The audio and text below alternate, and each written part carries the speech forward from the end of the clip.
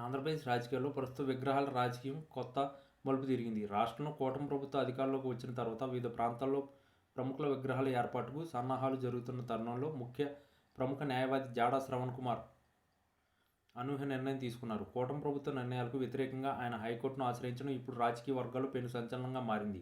విగ్రహం ఏర్పాటు చేయడానికి వీల్లేదంటూ ఆయన దాఖలు చేసిన పిటిషన్ కూటమి నేతలకు ఊహించని షాక్ ఇచ్చింది. సాధారణంగా ప్రభుత్వాలు తమకు ఇష్టమైన నాయకుల విగ్రహాలను ప్రతిష్ఠించడం ద్వారా తమ ఓటు బ్యాంకు కాపాడుకోవాలని చూస్తుంటారు. అయితే జాడా శ్రవణ్ కుమార్ ఈ సాంప్రదాయానికి భిన్నంగా చట్టపరమైన సవాళ్లు విసిరారు. రాష్ట్రంలో ఇప్పటికే అనేక విగ్రహాలు ట్రాఫిక్కు అంతరాయం కలిగిస్తున్నాయని లేదా ప్రభుత్వ నిబంధనలకు విరుద్ధంగా ఏర్పాటు చేయబడ్డాయని ఆయన తన వాదనలో పేర్కొన్నారు. సుప్రీంకోర్టు గతంలో ఇచ్చిన తీర్పుల ప్రకారం బహిరంగ ప్రదేశాల్లో విగ్రహాల ఏర్పాటుపైన తన పరిమితులను ఆయన గుర్తు చేస్తున్నారు. కూటమి ప్రభుత్వం ప్రతిష్టాత్మకంగా భావిస్తున్న ఒక ప్రధాన విగ్రహం ఏర్పాటును అడ్డుకోవడం వెనుక బలమైన న్యాయపరమైన కారణాలు ఉన్నాయని శ్రవణ్ కుమార్ వాదిస్తున్నారు. ఈ పరిణామం కూటమి ప్రభుత్వానికి పెద్ద తలనొప్పే మారింది. ఎందుకంటే ఎన్నికల సమయంలో ఇచ్చిన హామీలు మేరకు కొన్ని సామాజిక వర్గాలను సంతృప్తిపరచడానికి విగ్రహాల ఏర్పాటు కీలకంగా మారింది. ఇప్పుడు కోర్టు గనుక స్టే విధిస్తే అది ప్రభుత్వ ప్రతిష్టకు భంగం కలిగించే అవకాశం ఉంది. జాడా శ్రవణ్ కుమార్ గతంలో కూడా అనేక ప్రజా ప్రయోజనాల వ్యాజ్యాల ద్వారా ప్రభుత్వ నిర్ణయాలను ప్రశ్నిస్తున్నారు.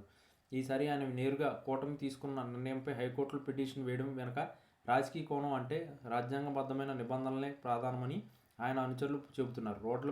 రోడ్ల మధ్యలో లేదా ప్రజలకు ఇబ్బంది కలిగించే చోట విగ్రహాల ఏర్పాటుపై కలిగే నష్టాలను ఆయన తన పిటిషన్లో వివరించారు. దీనివల్ల సామాన్యుల ప్రాథమిక హక్కులకు భంగం కలుగుతుందని ఆయన పేర్కొన్నారు. ఈ పిటిషన్పై హైకోర్టు స్పందన ఎలా ఉంటుందనేది ఇప్పుడు సర్వత్రా ఆసక్తికరంగా మారింది. ఒకవేళ హైకోర్టు ఈ పిటిషన్ను విచారణకు స్వీకరించి విగ్రహ ఏర్పాటుపై ఆంక్షలు విధిస్తే రాష్ట్ర వ్యాప్తంగా ఇతర ప్రాంతాల్లో కూడా ఇట్లాంటి అభ్యంతరాలు వ్యక్తమయ్యే అవకాశం ఉంది.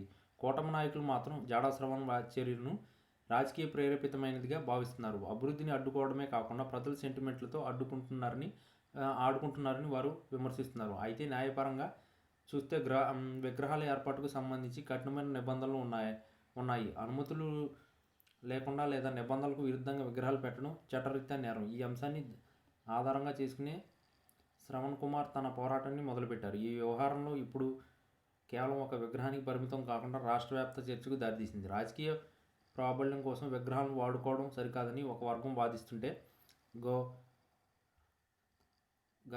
గౌరవార్థం విగ్రహాలు పెట్టడంలో తప్పే లేదని మరో వర్గం అంటుంది. హైకోర్టు ఇచ్చే తీర్పు ఆంధ్రప్రదేశ్ రాజకీయాల్లో కొత్త పోరాటకి శ్రీకారం చుట్టే అవకాశం ఉంది. కూటమి ప్రభుత్వం ఈ న్యాయపరమైన చిక్కుల నుంచి ఎలా బయటపడుతుందో చూడాలి. జాడా శ్రవణ్ వేసిన ఈ పిటిషన్ రాజకీయంగా పెద్ద అలజడి సృష్టించిన మాట వాస్తవం.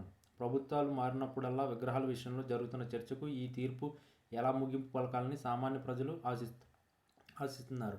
ఏది ఏమైనా జాడా శ్రవణ్ కుమార్ తీసుకున్న ఈ అడుగు కూటమి ప్రభుత్వానికి ఒక సవాల్గా మారుతుందనడంలో సందేహం లేదు.